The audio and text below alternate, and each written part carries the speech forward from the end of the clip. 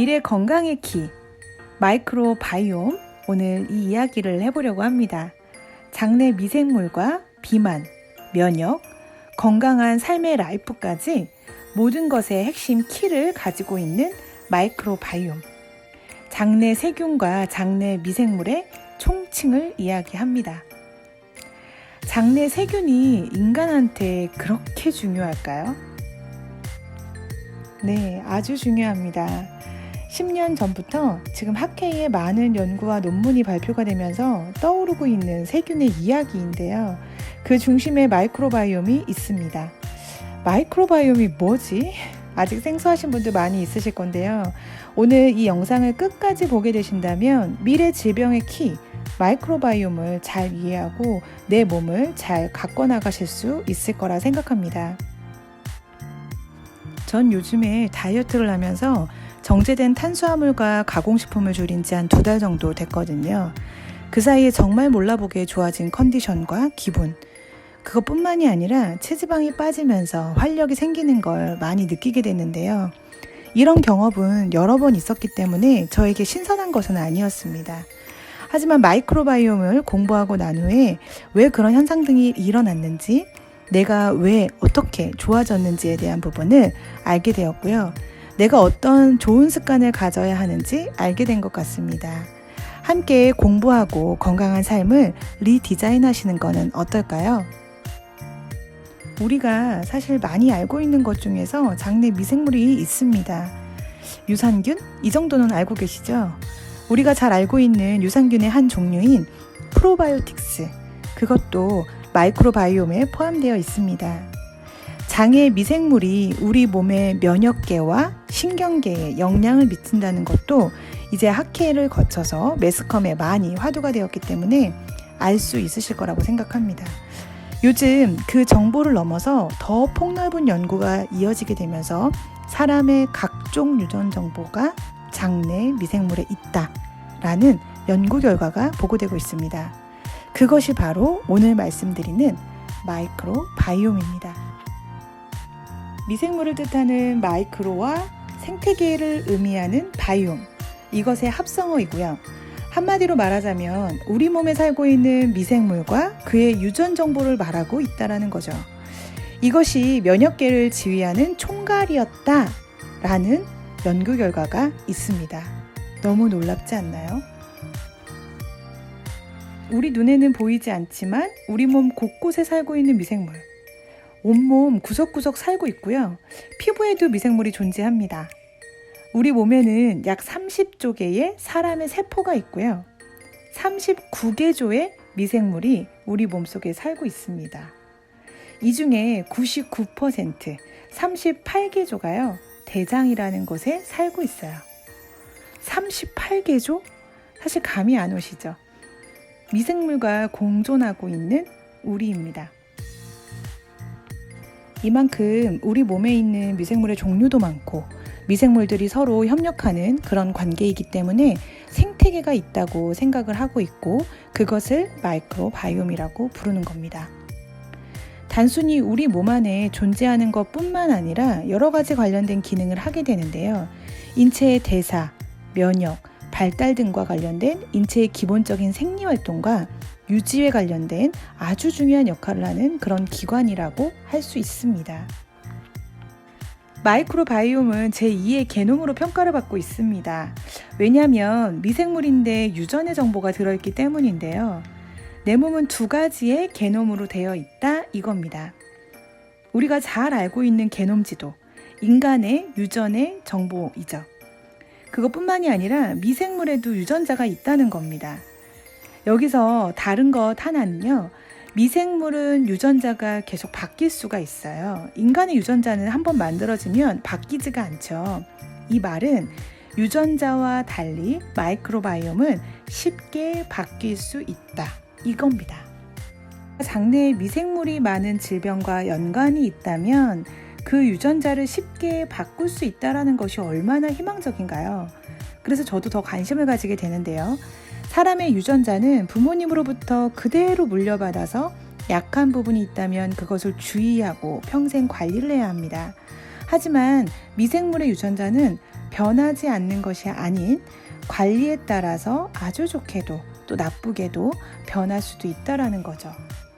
사람의 유전자, 즉 게놈 지도는요, 약 23,000개의 유전자가 있는데 반해서 미생물의 유전자는 300만 개가 넘습니다. 알려드린 것처럼 몸에 있는 세포는 약 한 1.3배의 수가 있는데 유전자의 수로 보면은요 100배 이상이 우리 몸에 존재한다라는 거죠. 마이크로바이옴을 오랫동안 연구한 와이즈먼 연구소가요, 하버드 의대랑 함께 연구로 2020년 논문을 하나 냈습니다. 인간 유전체와 미생물 유전체 중에 어떤 것이 인간의 질병에 더 정확하게 예측을 할 수 있는지를 연구를 한 건데요. 그 결과 하버드 의대와 와이즈먼 연구소가 13개의 질환을 뽑고 연구를 했습니다.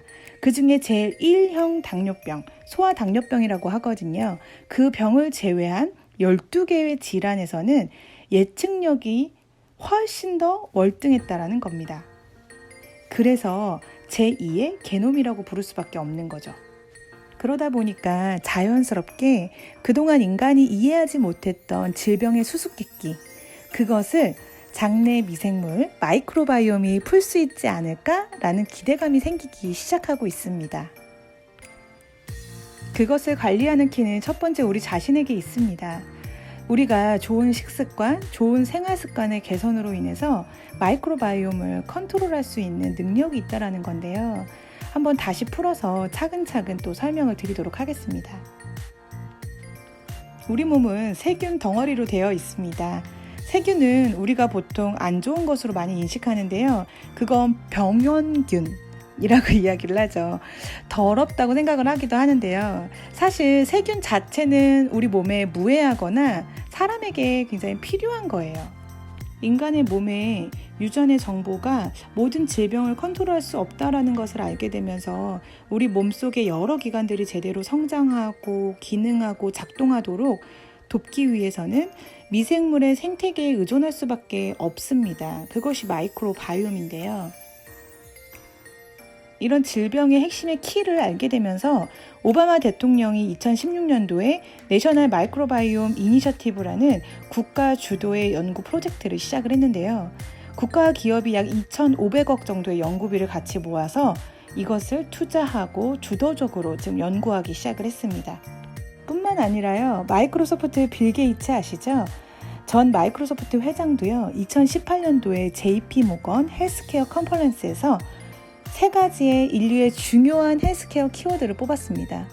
첫 번째, 치매 치료제, 두 번째, 면역 항암제, 세 번째, 마이크로바이옴입니다.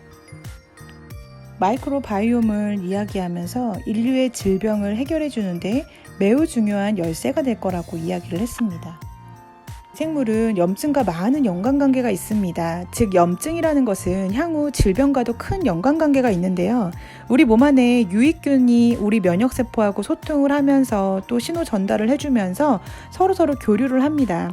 어떤 세포가 적이고 어떤 세포가 아군인지를 가르쳐주면서 계속적으로 트레이닝을 해가죠. 그렇기 때문에 면역계가 조절이 잘 안 되는 그 염증이라는 게 생기게 되면요, 장내 미생물 생태계에 결정적인 역할을 하기도 하는 겁니다. 유익균들이 많아야 우리 면역 시스템이 온전하게 되겠죠. 하지만 서구화된 식습관과 생활습관으로 인해서 우리의 장내 미생물은 굶주리고 있습니다. 많은 문제를 그래서 만들어내고 있는 거죠. 유익균들이 많이 없어지기도 하는데요. 적과 아군을 구분할 수 있는 능력이 떨어지게 되면서 서로 공격하게 되고, 그러면서 면역학적으로는 혼동이 발생을 하면서 아토피, 알레르기, 자가 면역 질환들이 일어나게 됩니다. 자가 면역 질환이란 자기의 조직, 또 자기의 아군인데 적으로 혼동을 하는 거예요. 그래서 면역세포인데 자기 조직을 막 파괴시키는 거죠. 유익균들이 사라졌을 때 일어나는 현상들은요, 상당히 심각해질 수 있습니다. 우리가 기존에는요, 질병의 원인을 이 2가지로 봤어요. 첫 번째 유전자, 두 번째 생활습관에 있다. 하지만 지금 밝혀진 것은요, 세 번째 장내 미생물이 굉장히 큰 역할을 한다라는 거를 밝힌 거죠. 비만도 이것과 같습니다. 질병의 하나이기 때문에요, 연관성이 크고요. 점점 뚱뚱해지는 사람들이 비만증을 많이 겪고 있죠. 이것도 질병의 하나이고 마이크로바이옴, 장내 미생물에 관련된 부분입니다. 점점 이제 서구화된 식단으로 가고 있죠. 가공식품을 굉장히 많이 먹게 되고요. 정제된 탄수화물들을 굉장히 많이 먹게 되는데 이것들을 좀 피하고 미생물에 좋은 식단으로 섭취를 하는 것이 이제는 굉장히 중요하다라는 거고요. 그것이 질병과 밀접한 연관이 있습니다. 프로바이오틱스나 기능성 식품을 적절하게 섭취하는 것도 지금은 굉장히 중요할 거고요. 사람은 전분이라는 탄수화물에 굉장히 특화되어 있는 몸이에요. 전분 분해 효소가 나오면서 소화를 열심히 하게 되는데 그러면서 문제는 대장까지 갈 미생물의 먹이가 없게 된다는 거예요. 그럼 미생물의 먹이가 뭐냐? 사람들이 잘 소화되는 전분, 설탕 이런 것들을 줄이면 유익균이 살아날 수 있어요. 과일과 채소 이런 것들을 충분히 먹으면 된다라는 거죠. 우리가 그 장내의 환경을 또 파괴하는 것 중에 하나가 이 항생제입니다. 우리나라는 세계에서도 정말 손꼽히는 항생제 과소비국인데요. 오남용이 굉장히 많이 되어지고 있죠. 아이들을 데리고 병원에 가기라도 하면 항생제 종류를 굉장히 많이 처방을 받게 돼요. 장내 유익한 세균과 유해 세균을 모두 없애기 때문에 장내에 굉장히 안 좋은 환경을 만들어내게 됩니다. 오늘 이 영상을 보시면서 어떤 생각이 드셨나요? 내가 질병으로부터 이런 부분들을 예방할 수 있겠다라고 생각하실 수도 있고요. 어떤 분은 지금 주변에 면역질환이나 여러 가지 질병으로 인해서 힘들어하고 계시는 분이 있는데 그분에게 이것을 알려줘야겠다라고 하시는 분들도 많이 계실 거예요. 앞으로 나오는 마이크로바이옴에 대한 연구의 질병의 치료법과 치료제, 또 화장품, 건강기능식품들은요 굉장히 활발히 진행이 되고 있습니다.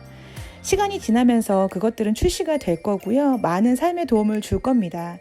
하지만 더 중요한 것은 그것뿐만이 아니라 생활의 습관과 또 식습관을 반드시 바꿔줘야 건강을 계속적으로 유지할 수 있고 좋은 환경을 만들어낼 수 있다라는 거죠.